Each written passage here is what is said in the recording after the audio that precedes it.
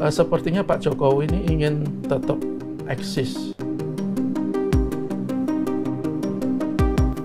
Termasuk dia di orbit pengusaha-pengusaha ini juga kan. Itu sama persis dengan SMK. Ya, SMK. Itu nggak akan lupa kan. Sudah ada pesanan sekitar 6.000. Ini membuka kedok. Itu kan menurunkan kelas dia tuh sebagai mantan presiden.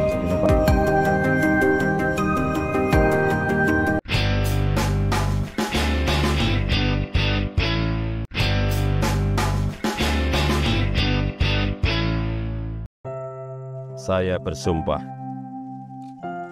akan memenuhi kewajiban Presiden Republik Indonesia dengan sebaik-baiknya dan seadil-adilnya, memegang teguh Undang-Undang Dasar dan menjalankan segala undang-undang dan peraturannya dengan seluruh-seluruhnya, serta berbakti kepada nusa dan bangsa.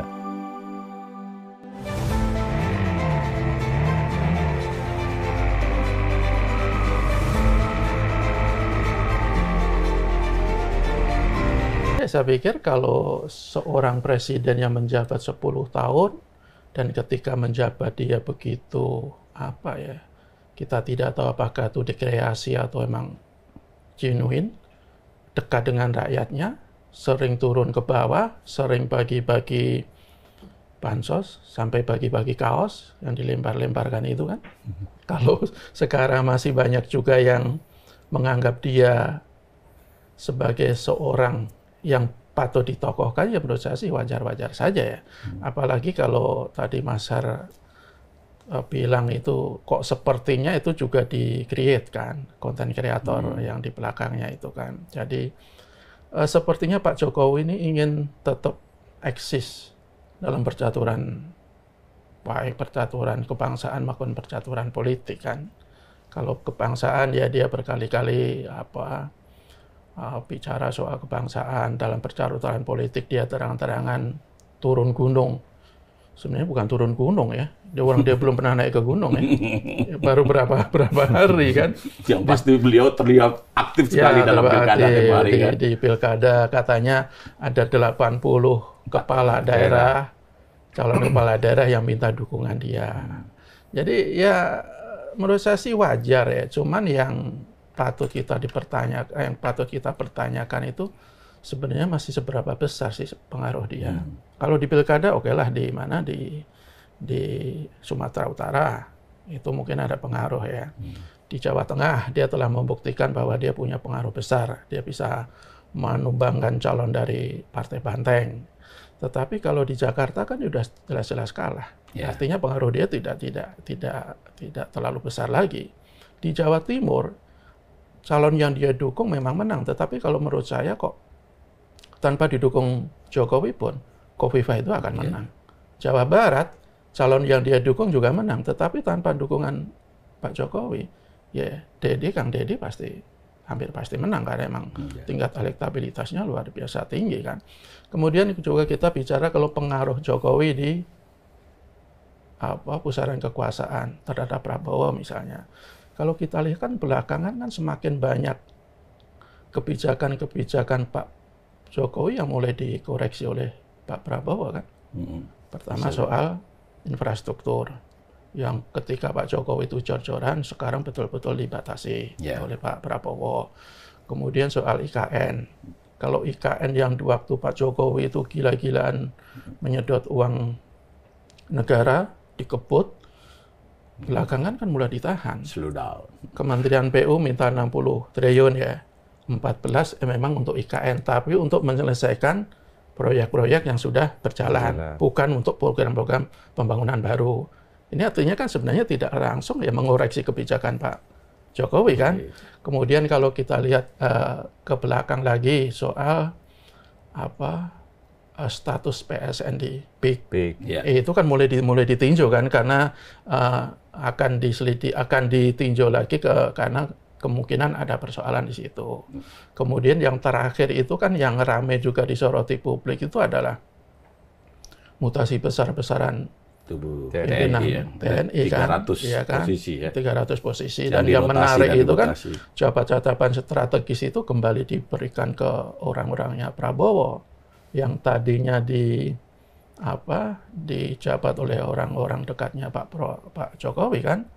Yang terakhir itu kan soal Pangkostrat. Ya. Yang tadinya Pak Muhammad Hasan ya. Hasan. Hasan Muhammad sekarang Hasan. diberikan ke Pak Muhammad Fajar. Kemudian Dan Pak Muhammad Hasan itu jadi dan Kodik tukar-tukar Iya. posisi. Kalau dari sisi posisi strategis kan lebih jelas strategis Pangkostrat kan. Iya, pasti. Kan dia punya pasukan tempur yang puluhan ribu prajurit.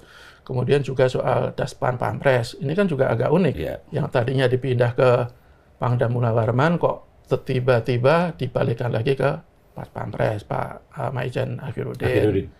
Satu lagi yang jadi sorotan publik itu kan putranya Pak Tri, Arief Kunto ya, yang katanya waktu itu digeser atau singkirkan oleh Pak Jokowi karena dia pernah menulis artikel yang kritis. Sekarang menjabat jabatan yang strategis juga. Pankogap Wilhan 1. Jadi ini indikasi-indikasi seperti ini kan ya kalau publik kemudian menilai bahwa ini upaya Pak Prabowo untuk mulai pelan-pelan lepas dari pengaruhnya Pak Jokowi, ya sah-sah saja.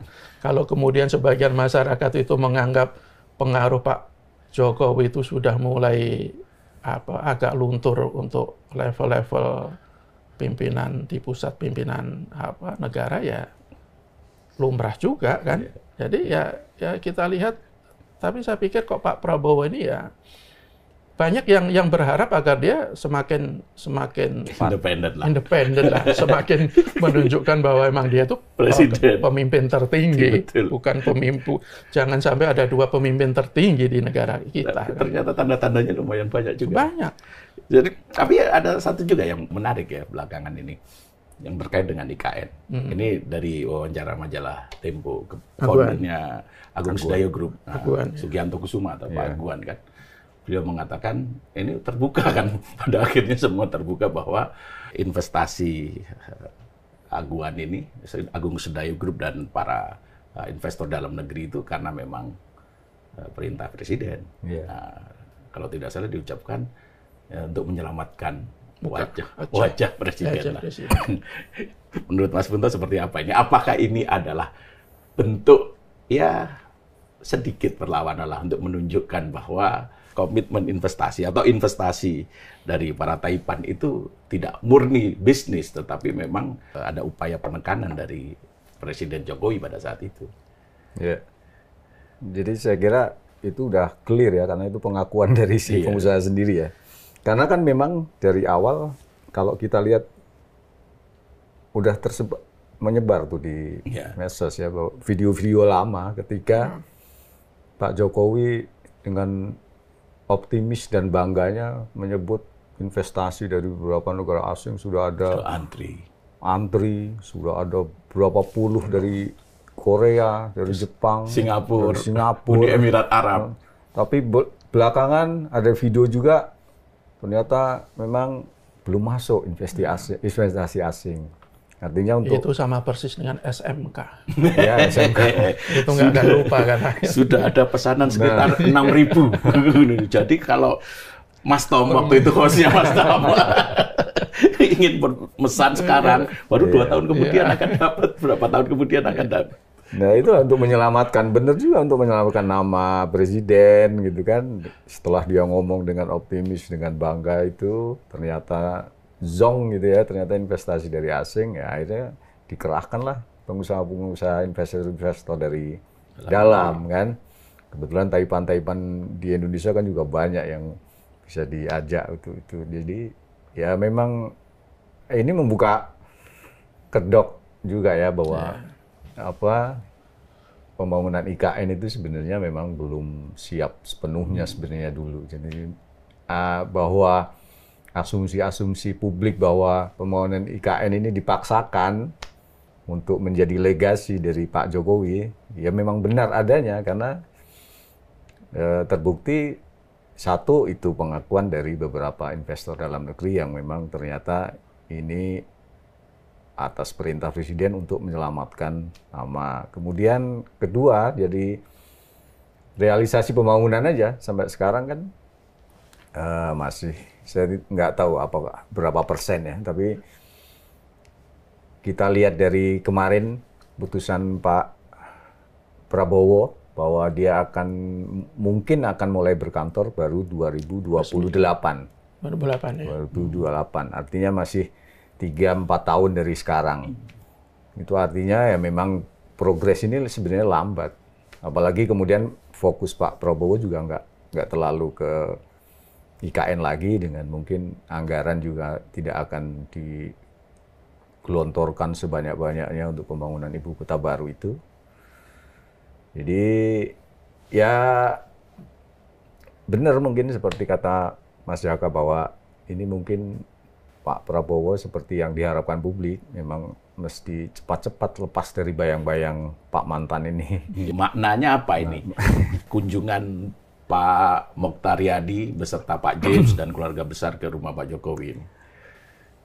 Ya memang kalau dalam pandangan saya sih memang Jokowi memang masih satu sisi memang masih dianggap penting ya untuk beberapa kalangan termasuk pengusaha, karena salah satu faktornya ya karena dia masih punya cantolan yaitu Wapres yang merupakan anaknya. Mau gimana pun ya, apapun kapasitas dan kualitasnya, itu dia posisinya ada di orang nomor 2 di Indonesia. Dan apapun itu perjalanan Mas Wapres ini kan sebenarnya yang bekerja kan bapaknya ya. Dari awal kemudian sampai dia terpilih jadi Wapres itu kan bapaknya. Artinya yang masih punya pengaruh sebenarnya Pak Jokowi di kalangan yang pengusaha, politisi dan segala macam itu, elit dan segala macam. Nah artinya Jokowi masih dianggap satu. Kedua, Jokowi juga akan mengkapitalisasi, katakanlah gitu ya, apapun yang dukungan yang diberikan kepadanya untuk, kan kepentingan dia satu, kenapa dia sibuk setelah jadi mantan ini, karena untuk mengawal si putranya ini kan, sampai bisa 5 tahun ke depan tetap menjadi Wapres, katakanlah begitu, dan bila mungkin membawa dia untuk menjadi orang nomor 1 untuk 5 tahun ke depan. Kenapa dia sibuk? Karena dia masih eksis. Dia harus eksis di orbit politik lah di orbit politik. Termasuk dia di orbit pengusaha-pengusaha ini juga kan. Artinya dia memang harus eksis di situ untuk ya itu tadi, mengawal si putranya ini. Karena kalau dia hilang dari peredaran, akan susah untuk mengawal ini. Dari ancaman dari berbagai sisi ini kan, kepada si Mas Wapres ini. Jadi mau nggak mau, artinya saling ini juga lah Mas, saling memberi dan menerima manfaat antara yang didukung dan yang mendukung ini kan. Simbiosis mutualisme. Ya, simbiosis mutualisme antara politik dan politisi dan pengusaha kan ini memang ini ya. Jadi ini kalau sekarang Pak Jokowi ingin berlabuh ke partai politik ya itu kan menurut saya sih emang seharusnya dia punya partai politik, karena ingin dia punya instrumen yang secara ini sah untuk lebih leluasa bermanuver politik. Cuman yang dipertanyaan dia akan berlabuh kemana? Ya. Kalau ke Gerindra, kok saya agak melihat agak kecil kemungkinannya. Kalau Pak Gerindra itu sudah ada Pak Prabowo sebagai simbol satu-satunya di Gerindra. Kalau nanti Pak Jokowi masuk, dia akan menjadi apa? Apakah dia mau menjadi orang kedua setelah Pak Prabowo? Apakah Pak Prabowo mau disaingi oleh Pak Jokowi sehingga akan ada dua matahari kembar di Gerindra? Dan bisa jadi juga kubu Gerindra itu juga berpikir, kalau kita melihat track record-nya Pak Jokowi, itu kan beberapa kali dan dia dalam tanda kutip mengkhianati orang yang berjasa terhadap dia. Ketika dia menjadi gubernur DKI Jakarta waktu itu kan Pak Hasyim terang-terangan bahwa dia yang membiayai itu Pak Prabowo, kalau tidak salah hampir 60 miliar ya. Tetapi baru 2 tahun dia menjadi gubernur, dia malah menjadi lawannya Pak Prabowo. Kemudian yang terakhir di PDIP, apapun alasannya, PDIP termasuk partai yang paling berjasa mengangkat Pak Jokowi sampai menjadi presiden 2 periode.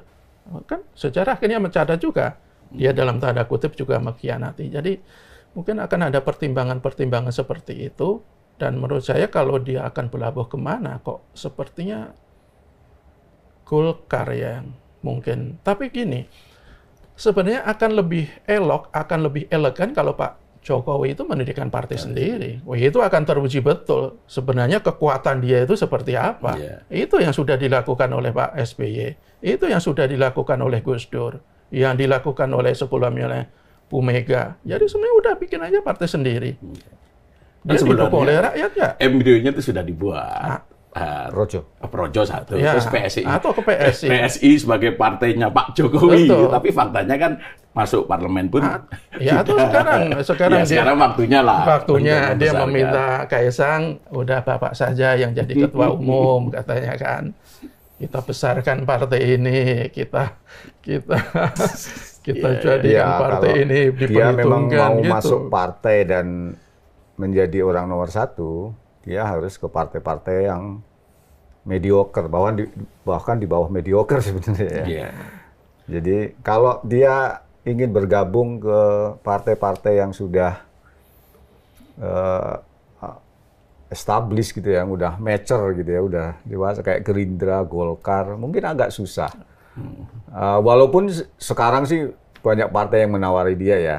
Gerindra, Golkar, PAN akan menggelar karpet biru katanya buat Pak Jokowi. Tapi dalam prakteknya nanti kan belum tentu semua orang di partai itu akan terima ketika dia langsung menjadi orang nomor 1. Kalau mau jadi sekedar anggota biasa ya silakan gitu kan. Tapi belakangan Pak Jokowi juga ketemu kader partai Persatuan Pembangunan, ketemu Romahur Muzi, terus dikunjungi oleh Sandiaga Uno di Solo, ketemu Romahur Muzi itu di Jakarta. Kita belum tahu persis ya mengapa Pak Jokowi belakangan ini intens bertemu dengan tokoh-tokoh partai. Ya kan, Gerindra ketemu dengan P3 juga ketemu kan. Ya saya kira dia memang baru mencari-cari kesempatan di banyak partai gitu. Siapa yang bisa dia masuki dan langsung dia jadi pimpinan tertinggi katakanlah gitu.